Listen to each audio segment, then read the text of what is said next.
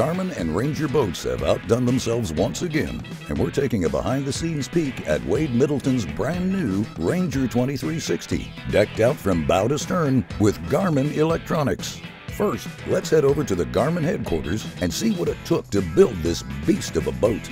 So today we're here at Garmin HQ and we're rigging up Wade's Ranger2360. Today was kind of a planning day. We had a whole pallet worth of product that we pulled off and we started doing unboxing. We also started doing schematic drawings, so trying to figure out what size wire we're gonna pull and really understanding how this boat was rigged at the factory. We've got two 1243s. Those are gonna go on the console of the boat. And then in the front, we have a beat down outdoors mount that we're gonna put a 1643 inch on. We got a 63-inch white Kraken that's gonna go on the front, and we're gonna put our saltwater transducer on it, the XR transducer, so that's gonna allow us to see a little bit farther when you guys go offshore and you're red fishing. And then we've got a 18-inch radar that's gonna go on top, and then a huge list of Fusion audio equipment. So it's cool to kind of see all this come together, and I'm really excited to see everything from that table when it gets on the boat. Alrighty, well, we just launched the boat, everything went smoothly, so now I'm gonna go ahead and break down all the products that are on this boat. So to start out, we're gonna start in the front. We have a 63-inch white Kraken. On the bottom of the Kraken, we have an LVS 62, which is our saltwater live scope. With Wade taking this out on the coast of Texas, he's gonna be in a little bit deeper water. It's gonna be nicer to have a transducer that can shoot a little bit deeper and a little bit further. We also have a deck mount stabilizer right there. It'll keep that trolling motor stowed. I'll go ahead and drop it down for us here. Go up front, hit the foot pedal, swing it forward.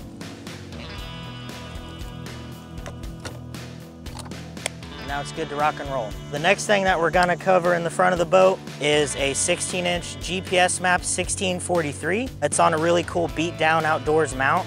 It allows us to grab the unit and unloosen these screws here. You can bring it up, and it actually has another level right here where you can bring it even a little bit higher.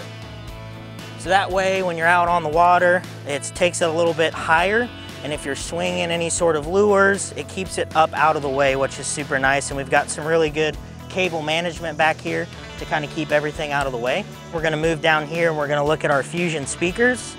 We have a pair of 8.8-inch Fusion Signature Series speakers right here.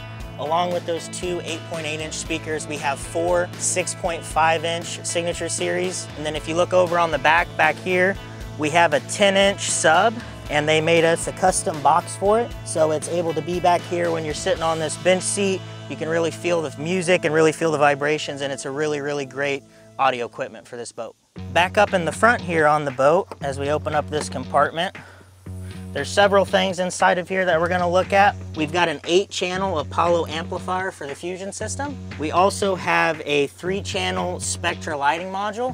It allows us to control the lights on the speakers, and as it gets darker, you'll really be able to see the speakers light up, and it's a really cool feature that we just added. A couple other things that are in here, as you notice, there's two GMS 10s. Those are our networking boxes. So all of the units that are on this boat are gonna go into that, and they're gonna allow us to really have the whole boat talk to each other. And then underneath the GMS 10s is the GLS 10, which is what that 62 hooks into to give us that live scope image. Alrighty, as we move from the front of the boat to the console, we'll start up here in the top. This is a VHF radio. It's the VHF 215 AIS, so it's a VHF radio that also has AIS capabilities, so we can see AIS targets when we're out on the water. We also have the Fusion RA770 head unit, so we can control the music from up here, and we can also control it on these chart plotters down here. And as we move down, we have a 1243 GPS map and a 1243 XSV GPS map that are right next to each other. The reason we ran GPS maps on this Ranger is because it's gonna be a saltwater boat, and so it allows us to hook into the radar and also into our GXM weather antenna, and that's why we chose GPS maps for this setup. Underneath the 1243s, we've got the Yamaha CL5, which is gonna give us all of our Yamaha engine data right on the front of the dash, which is super handy to have when you're looking at engine pressure and all sort of engine data as you kind of walk through that. One of the really cool things about having the power pole integration on this 1243 is the ability to move the power poles with the touch of a button. Right now we're on our chart screen, and if I hit one button, I can bring both power poles up. And with another single press of the button, I can put them right back down. Another really cool thing we added is we have a USB card reader where we can put all of our SD cards in without having to access the back of the units. With a seamless helm like this, the SD cards are actually on the back. That way it's more of a seamless design. And that's just another thing that makes it even easier to access all of your charts and also your waypoints or any kind of user data like that. All right, as we move to the back of the boat, I'm gonna cover the two transducers that we have on this boat. That black cuck, that is a GT15M in-hole transducer. It's just traditional 2D sonar. It's gonna allow us to read at a little bit higher speeds. So when Wade's out on the coast and he's driving a little bit faster with this 300 Yamaha, it's gonna be able to give us a depth reading.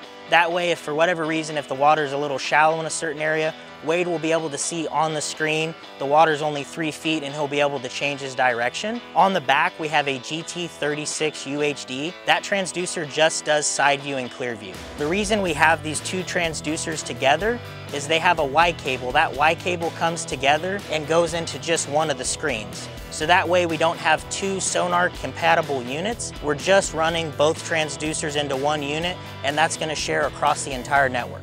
All right, as we get up to the T-top, last but not least, we have our GMR Phantom 18X radar. We have it on a 5-inch riser to get up above this light bar. The last two things I'm gonna show you are the GXM54. This is a SiriusXM antenna, which is gonna give us weather and fish mapping. When you're out on the coast, it'll kind of show where the fish are moving based off of different weather patterns. So that's gonna really come into play out on the coast. Last thing we got is this VHF antenna. That's gonna hook into our 215 AIS, and it's gonna allow us to see AIS targets, and it's also going to allow us to talk to other boaters as we're out on the water. Alrighty, so that was just a quick breakdown of all the great Garmin products that we've put on this Ranger 2360, and when you pair a really great boat with some really great electronics, you're bound to have some success.